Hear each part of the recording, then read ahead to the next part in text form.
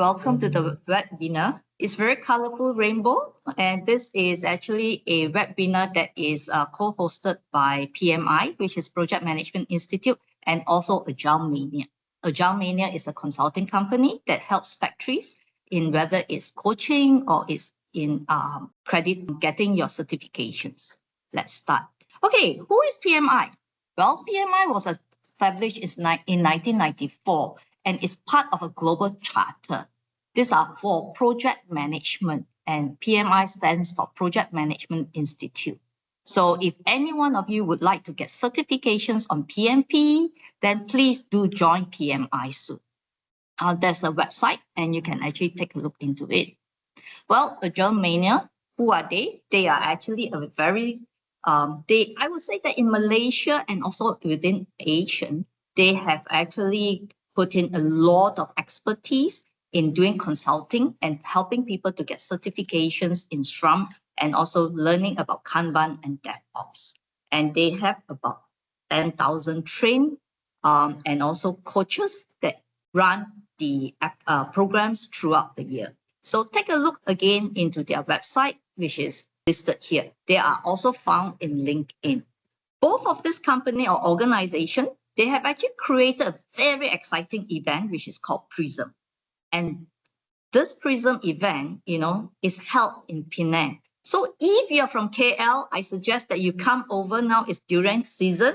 You can actually enjoy Penang as well as attend this event, PRISM. It's on July 28 and 29 of this year.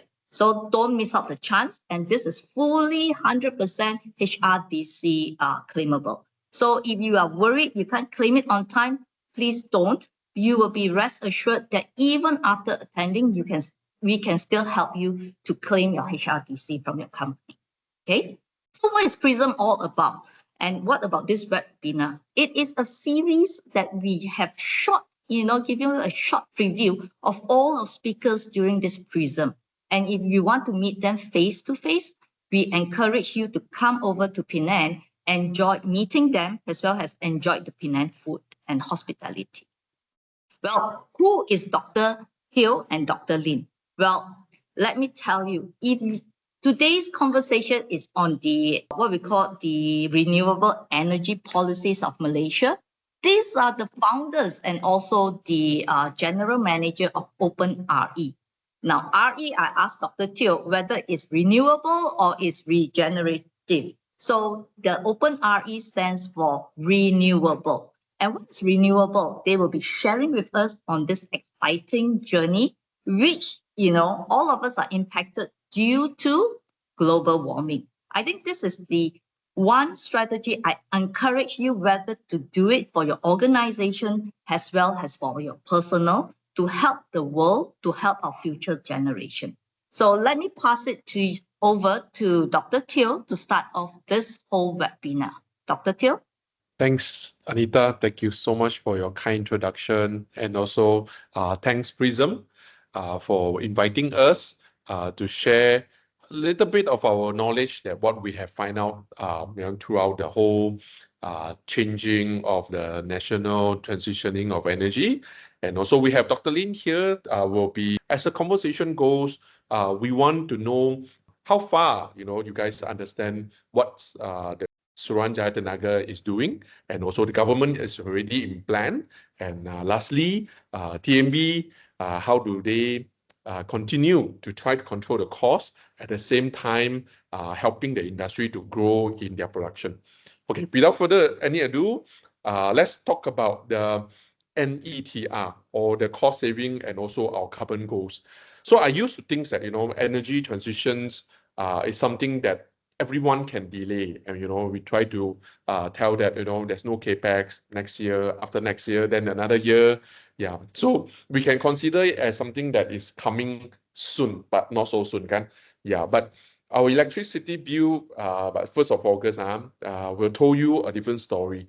So for the July electricity bill, it may feel or don't feel the increment, but that increment will slowly come. Because if you look at the whole new tariff, the changes is going to give a hit, but they are trying to control it in a very fair manner. There's not going to be a high spike That's good news for all the production side.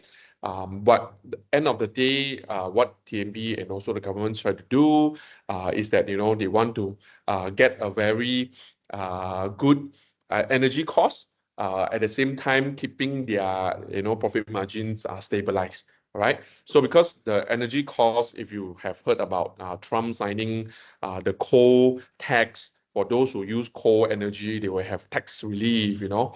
That is something that is out of our mind as well, that is going to kill ESG anyway, but this is where we are going. So with the coal and the fuels consumption is going up again, we will expect that, you know, the cost of the energy will keep rising lah. So that will definitely hit us.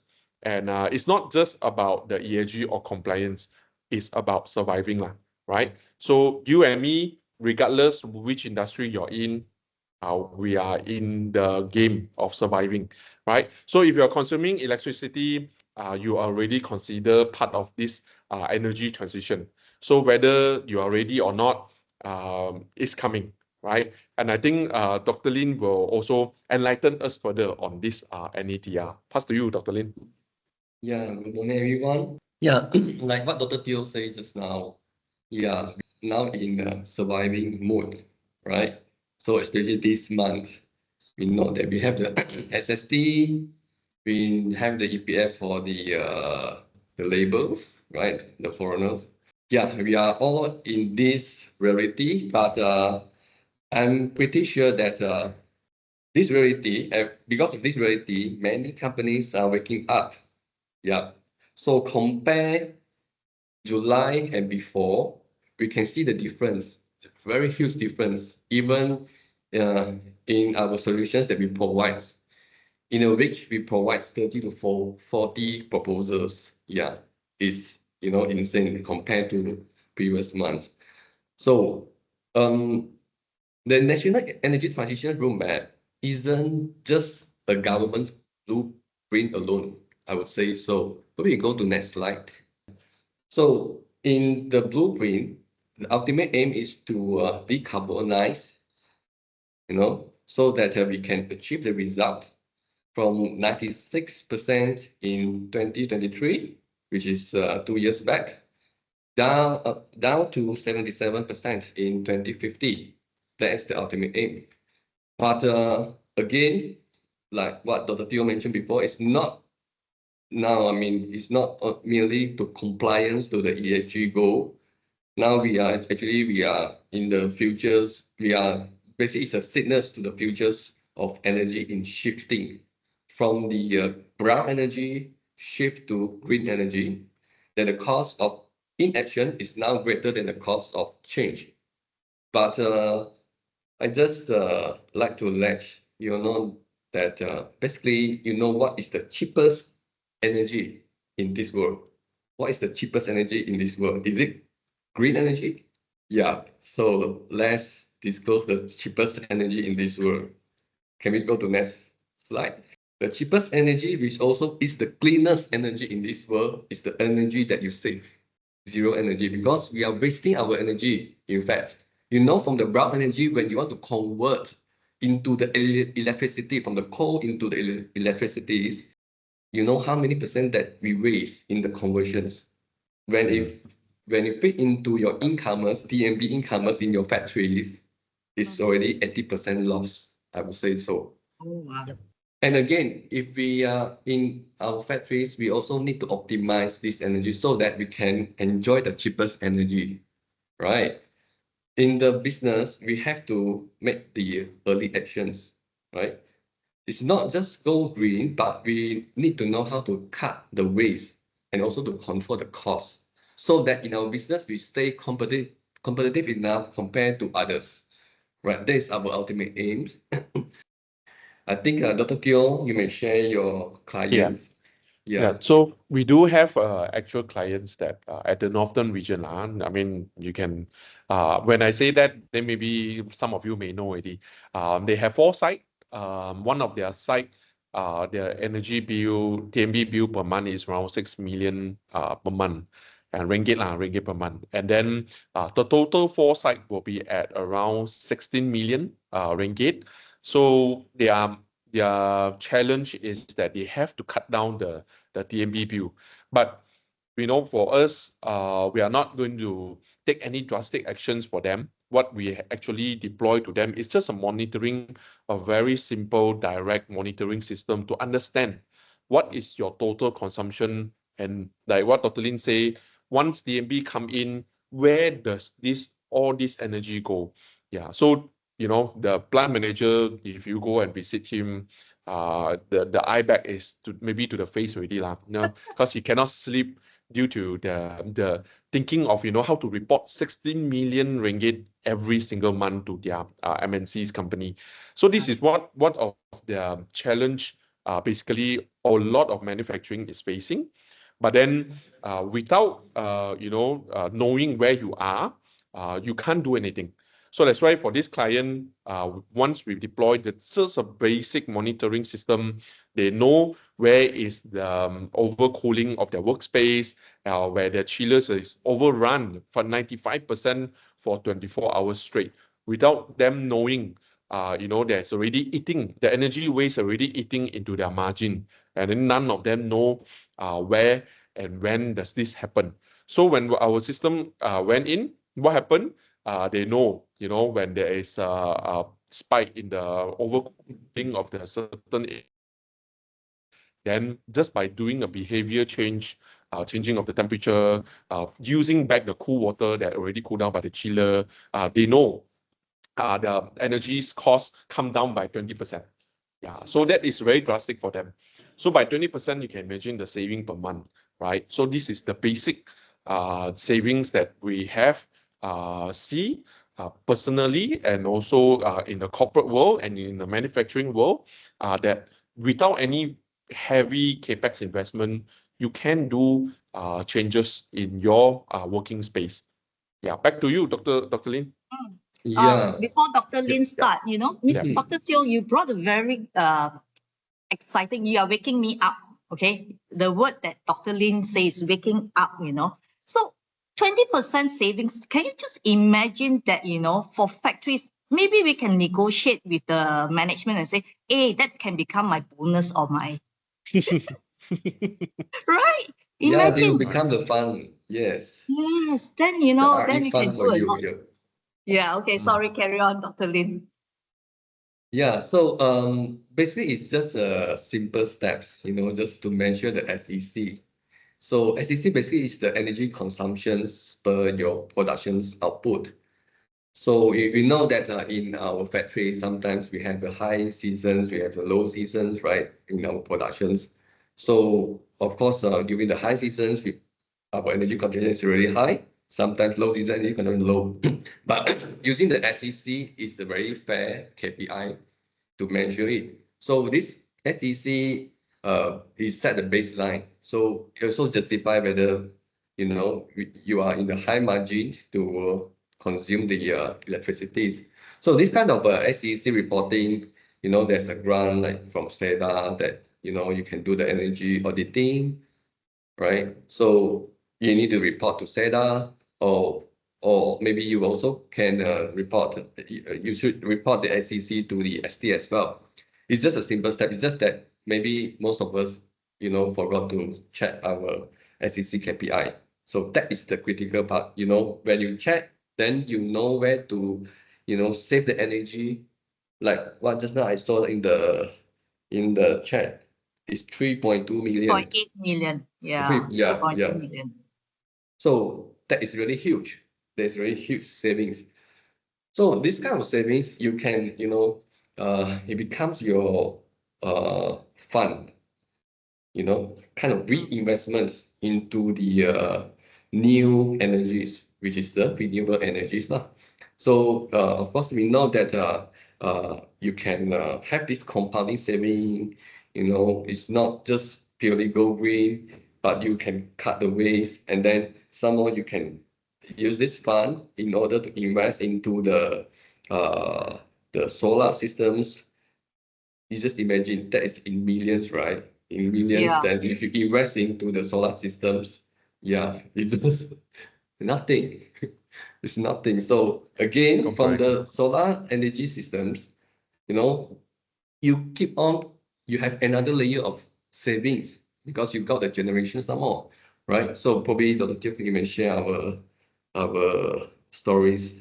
Right. Yeah. Dr. Lin is so interesting. I think the first thing that came into mind is not savings in terms for the organization. It's actually savings for us personally that we don't have to switch on aircon at home because Yeah. of global warming. Yeah. And it is impacting the whole wide world. Today, you look at Penang, it's so hot, okay? But in order to even run this session, I have to switch on my aircon. So the meter is running. So I think it's a domino effect that all of us have to do our part. Okay, Yeah, carry on, yeah. Dr. Teoh. Right. Yeah, I think Thank you. it's very interesting, Anita, like what you said, it's very hot. Because it's really hot and it's very sunny, you should install solar. I have solar at home, but mine is selling back to TNB. Ah, that's good. nice. Okay, yeah. Okay. Yeah, Dr. Teoh. Yeah, we do just share a bit of some of our actual clients lah. They do install very small 650 kilowatt peak rooftop solar system. They already have a lot of if you are doing it at the right size lah. Like Anita, when you do it, when you sell back to the TMB, I consider that as excessive, meaning you have to have a outlet to sell your energy out. Yeah, of course, definitely down the road, we can talk about the energy storage, which is BSS that we will talk about later lah. But then for now, let's go to the rooftop. So the rooftop solars, but if you do it at the right size, you will have the efficiency gain. So like our clients usually when we design for them at the right size, what they will harvest is ROI that's under 3 years. That is something that is going to be very good for all industry players if you do get the size design correctly, right? It's not just about sustainability campaign or the ESG move. It is business for all our clients. And actually, my clients is actually having this exercise from every now and then when like what Anita and Dr. Lin say, once they have more saving, usually they will pump into their not personally bonus lah, so they will pump into their ESG fund so that down the road they can even implement even more solar down the road, or even for some of our clients, we are thinking about going into the BESS, what's the battery energy storage for them already. Yeah. So, and because of the TMB changes, the tariff changes recently, can I have a poll that anyone realize or already know that the impact that is coming to you in terms of your, the energy bill is going to be impacted. Either it's going up or going down. Is definitely there will be a change lah. Any one of you, I can give a thumbs up, or maybe you can chat yes, in the chat room. Yep, thank you. All of us know about it. Nice. Okay, so 1st of August will be the day that you will know the answer lah. But then what we see mainly will be your maximum demand. All right. So I'll pass the time to Dr. Lin to explain what is the main shift or main changes on this TMB peak tariff. Yeah, the main shift over here is that if you look at the per kilowatt hour consumptions, you may see that because the AFA last time is known as the ICPT, it's about 14 cents before, so now it's 0. So that you can foresee that per kilowatt hour consumptions actually become cheaper. That's good news from our governments, right? Also from PMB lah, yeah. So next we'll be looking at the max demand. So if we check on the max demand, right, you can see that last time if it's E2 or E1 tariffs, it's about 30 ringgit per kilowatt. Now become 90 ringgit per kilowatt. Double to triple, right? These charges is really huge. So that means what we need to tackle now is not on the peak per kilowatt hour consumptions, is the max demands. All right. So solar, you can save on your kilowatt hour consumptions, but battery will help you to shift the load, the peak, the peak into the low peak period. So that means that you need to have the battery in order to shift the peak, right? So that's how you can save more to further reduce your max demand. All right. So you can see the trend here. So I'm not sure whether you try to apply the solar system this month. I'm not sure whether you try. If you try, you might find out that there's no more NEM scheme for this month in August, right? So you can see the trend here. Even like when they buy back the rate, it become cheaper and cheaper, right? Yep. So why is this? Because that they need us to, invest on the battery energy storage systems, the best systems. So ultimately, you see that governments that it won't provide this kind of NEM scheme even to the household as well, right?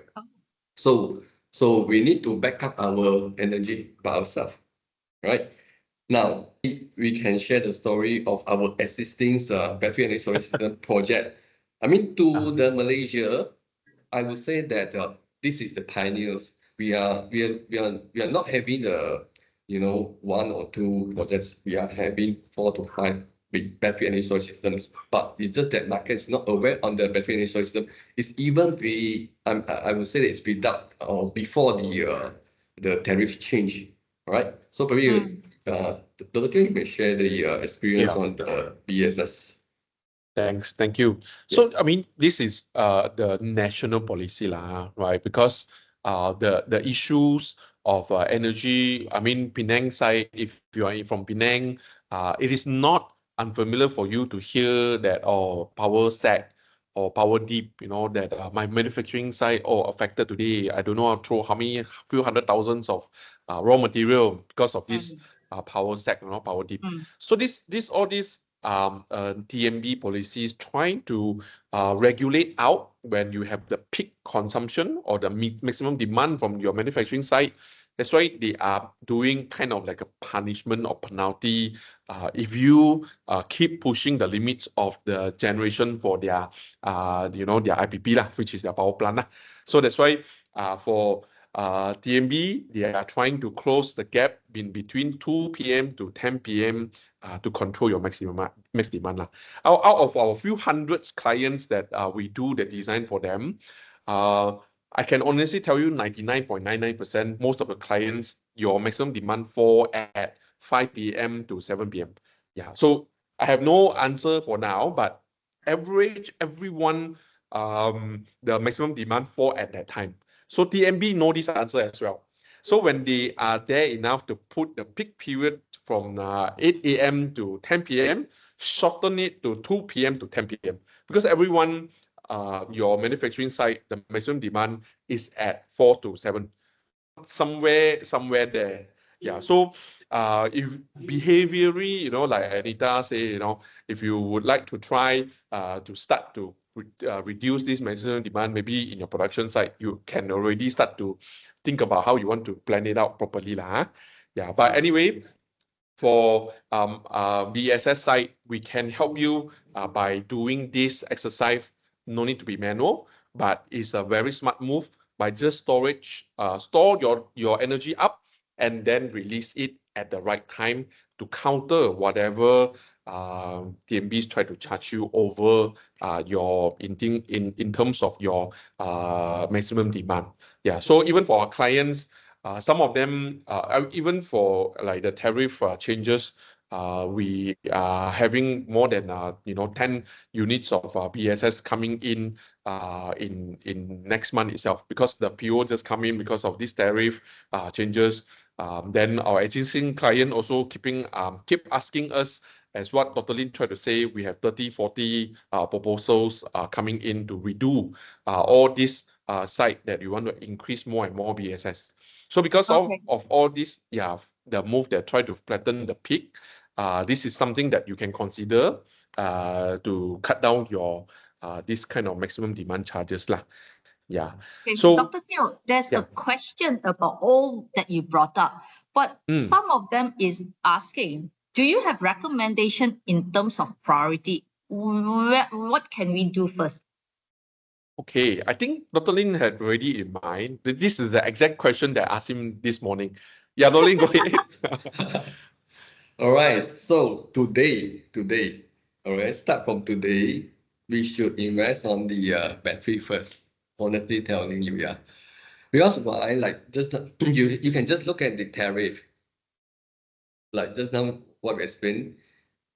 For your kWh consumption charges, that is if AFA is still remains zero, or maybe it just increase a little bit, you know. So that kind of kWh consumptions is really you get cheaper price. So of course, if you invest into the solar, of course you may consider as well.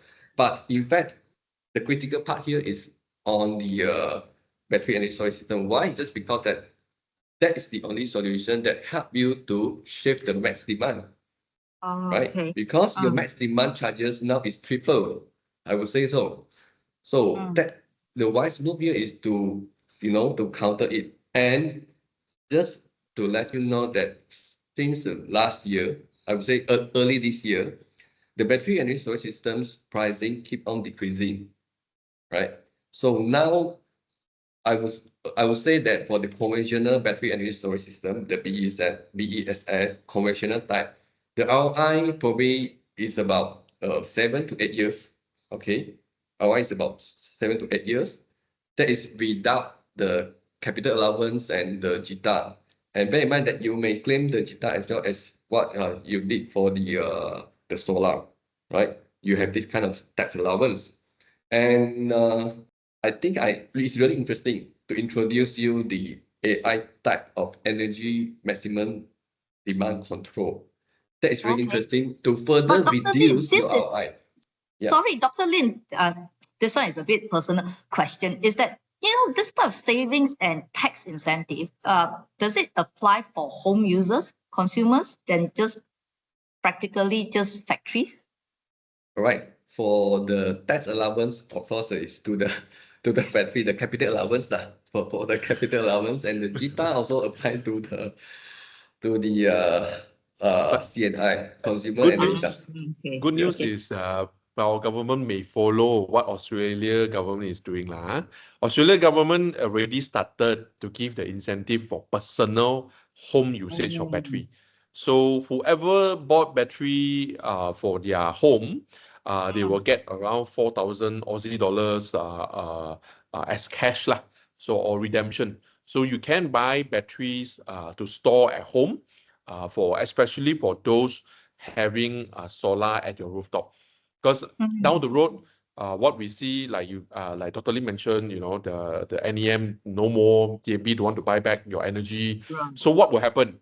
So government will have to push everyone to buy battery at home. Yeah. So With the even, you know, incentive. Anita, your agreement with TMB is only 10 years. So you have to 21. figure out.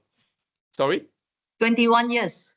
Yours Because is mine is FIT. very old contract. FIT. Yours is Wow, FIT you contract. enjoy the saving. You learn what is Wow. compounding savings. That's even better. All right, cool. Yeah, I mean, for those new NEM 3, 2.0, 3.0, you're only getting 10 years and you're selling to TMB at 21 cents. So actually, it's very, very low lah per se. Yeah, but yeah. Okay. But Yeah. I tell you, someone was telling me they actually sell it to some EV owners to come to their house and use it. Very smart. That is Wow. very, Ah. very smart. Wise move. Yes, yes. Then Okay, it will okay. be quite slow for the EV without the chargers, the right charger, right? It's very Yeah, time but consuming. because the owners are also EV users, so these are tricks that I go and ask around. I say, so what do you do with extras? I say, hey, I sell to my neighbors who has got an EV car, or I sell to my factory colleagues who has EV cars, you see, those especially staying in condos. It takes them to queue. So those landed properties, they actually do that. Okay. Nice. This is just a topic to make it more interesting about renewable energy. Nice. That's a good input. Yeah. Yeah. Battery, I mean, to the market is very new, to be very frank. Yeah, it's very new. Right. Yeah. So So when we're talking about the battery, and then when we add on the AI, it's even really new, right? So Wow. before this, the conventional battery, you can save the max demand that give you the ROI 7 or even longer time. 7 is at least 7. 7 years. Then, yeah, I mean, it might be longer, more than 7 for the battery and storage systems installations. So it makes no sense to the industries. We learned that. So what happened to here is that we have the AI systems, the demand response control, so that we can optimize. Because we know that to control the max demands, we know in our production sometimes it's really high seasons, low seasons, right? How to set the threshold, when do we want to discharge? So we need to have a very dynamic kind of control. You can't afford an engineers or the operator over there to control the threshold, monitor 24 hours, right? So it made no sense. So that's why we need to have the AI to introduce the AI in order to dynamically change the AI the threshold, so that we can even shorten the simple payback into half. So that means that if with the capital allowance, with the GTAR, you can enjoy 2 years simple payback, the ROI. So it's very interesting. So probably Dr. Teoh, you may share your experience using the AI with clients. Yeah, so for us, we have quite a few sites already, especially I can name some of them like manufacturing in plastic mold injection. Some of them are in aircon, F&B.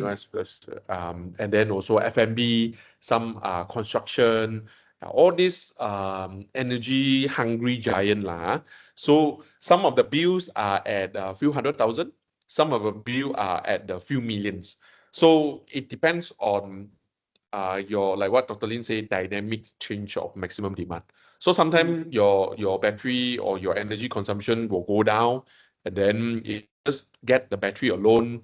It may not help you to regulate all the demand response on time, and especially when you're low production season. Like FMB, you always have the high season, like for example, Hari Raya.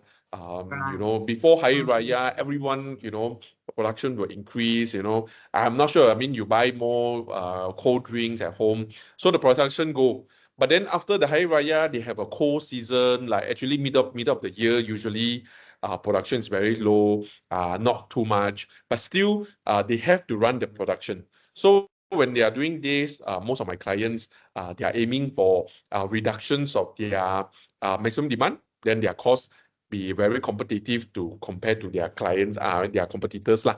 So our experience is that if you have 70,000 ringgit bill and above, you are very much suitable to go for BESS already. It's already time for you to think about it.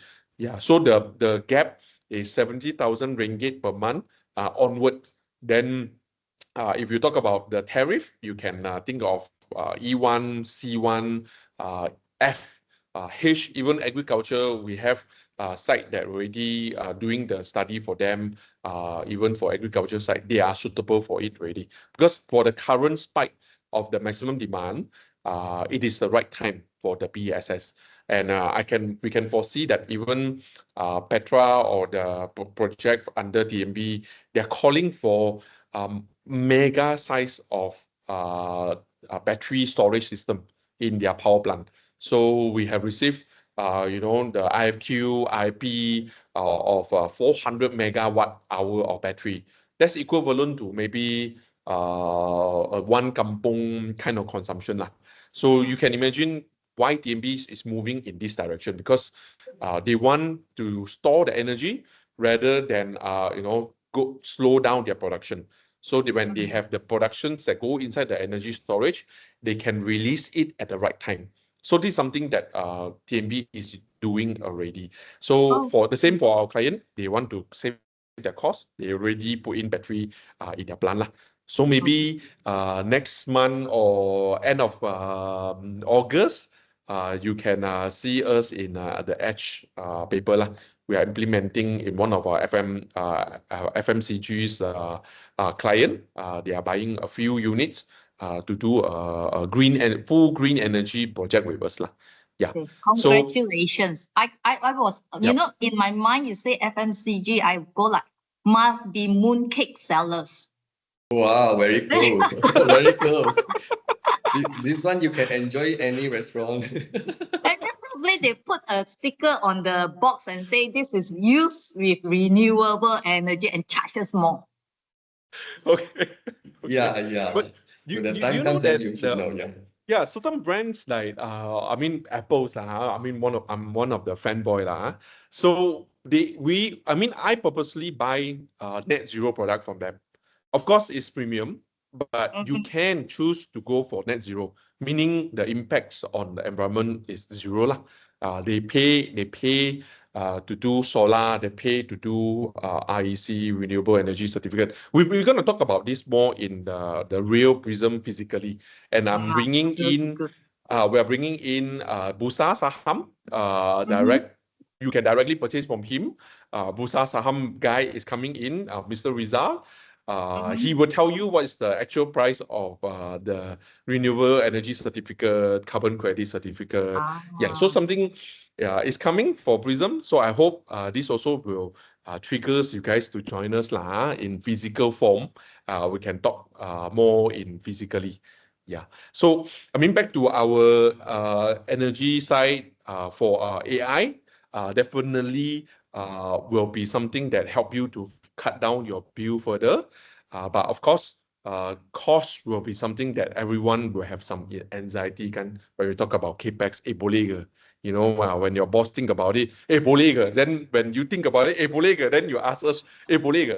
So this is something that we can, you know, as OpenRE, we are one of the designer of this kind of demand response. Either you want to put the energy first, or you want to put the BSS first.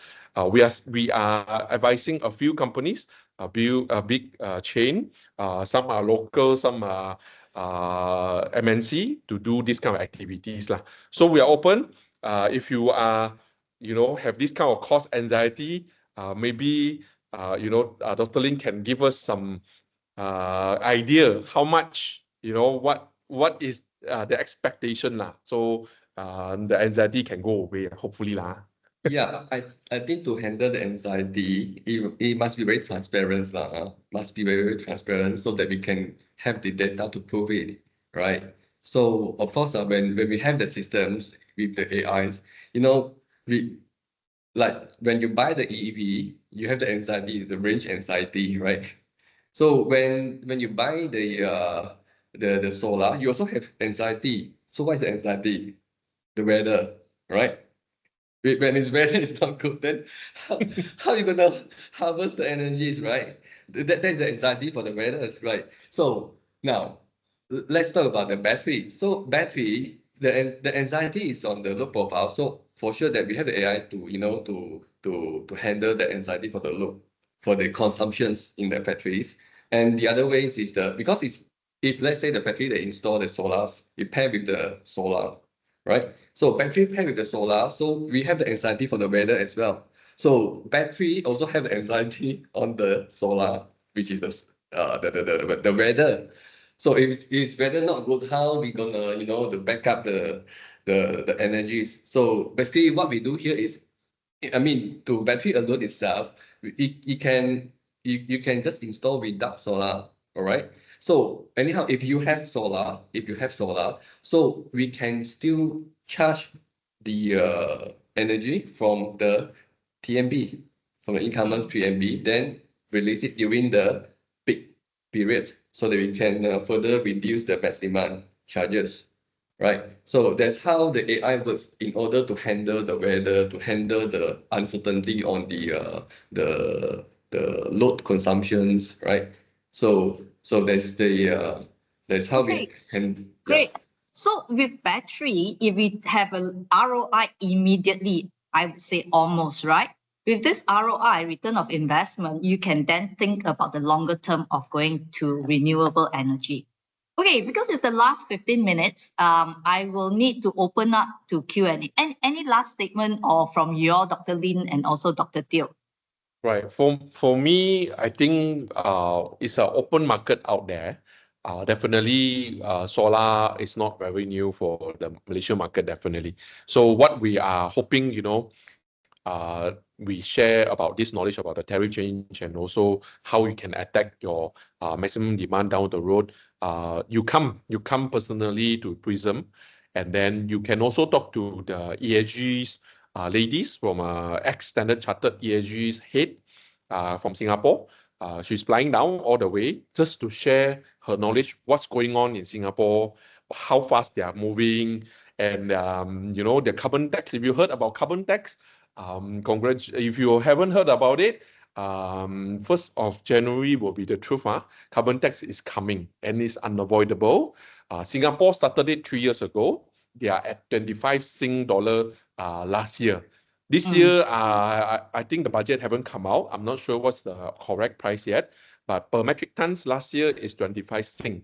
So you can imagine Malaysia, where are we going for the carbon tax? And then if you wonder, Lynette is there to help. Lynette is definitely a right person to talk to. As Standard Chartered, they are always at the frontiers of doing ESGs. Even they are fronting the finance of the whole Medan and also Sumatra for a few thousand hectares of forest carbon credit as well. So if you are interested to know more about where we are going, join us in the PRISMs in 2 weeks' time. Yeah, back to you, Dr. Lin. Yeah, my last word. Save first, transition smart, and future-proof your operations so that you can stay competitive enough in the market. Right, thanks. Well, I love that one, save first. All of us at home, we also need to save first, not only in organizations. Okay, there is some questions. Question number 1, how do we introduce urban wind energy solutions? That's great. And then, yeah, probably after this, Dr. Teoh, you may share the, the urban means it's off-grid energy solutions, right? The energy transitions. So you can stay resilient from the power security. Yeah. So, Right. So we have the existing clients, like, the quarries. yeah, we can Okay. introduce. Yeah, let me take it from there. Thank Krishnan for your questions. The key here is when you talk about urban, right? Like what Dr. Lin say, we will plan for off-grid lah. So regardless, either you're using wind or using solar or using biomass or biodiesel, coal fire, we have a lot of clients think about all these creative solution for us lah. So but the consideration is that you have to think about your storage as well. So that's the first thing lah. Even when you generate it using wind, without storage, when you over generate like what Anita have at home that he had to sell to the TMB, because sometimes you over generate, you can't consume everything. So what will happen? You have to sell or you have to keep. So you have to start with the storage. So once you have the storage, second thing you have to think about is that who's the master lah? I mean, this is very technical already. So who's the mastermind for this frequency? Or we call it the grid generator lah. So either your wind will be the grid generator, storage will be the grid generator, or the genset, or even for the solar. So this is coming to the brain of who will be the leaders in this chain or off-grid chain. So how do we start? It's actually very straightforward. The budget and also the key is that the ROI lah.